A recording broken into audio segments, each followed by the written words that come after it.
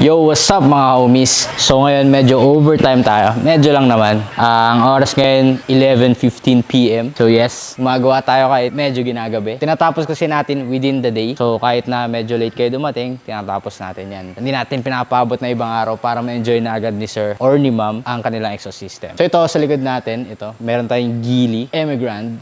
So yan, ito minsan lang natin to ginagawa pero kayang-kaya natin to. So nilagay natin quad tip na HKS muffler. So makikita nyo, burn tip siya. So ito yung medyo maliit na diameter ng muffler tip. So naka-quad siya. So makikita nyo, napakaganda ng pagkagagawa natin kahit na gabing-gabi na. So yan, gumamit tayo ng 2-inch pipings. Stainless 304.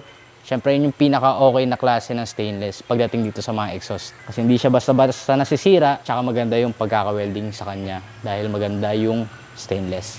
So naka-Y pipe siya, kung makikita nyo, yan, pantay na pantay, para pantay yung tunog niya. So makikita nyo, perfect na perfect ang fittings natin. So hindi sasayad, hindi tatama, kahit sa body ng kotse, hindi yan tatama para wala tayong nadidinig na pag umaalog. So yan pala, kinat pala natin yung yung kanyang stock diffuser para medyo magkasya yung muffler tip. So kita nyo naman, pwede kahit anong setup kasi custom made tayo dito. So yan, makikita nyo, exhaust system lang to. So hanggang dito lang, cutback. So hindi pa tayo nagtanggal ng catalytic converter. Pero kung mabitin pa rin si sir, pwede natin palitan ng kanyang pinaka-headers para mas maingay pa siya. Kasi gusto ni sir dito medyo maingay. So makikita nyo wala tayong pinaka-muffler sa dulo na ganun. So ito yung pinaka-resonator natin para mas lalong mapaingay. Hindi pa rin tayo nagtatanggal nito kahit gusto ni sir yung medyo loud. Kasi kailangan natin to para sa back pressure para bumilis pa rin yung auto ni sir. So ngayon mga homies, papakinggan natin yung magiging tunog niya.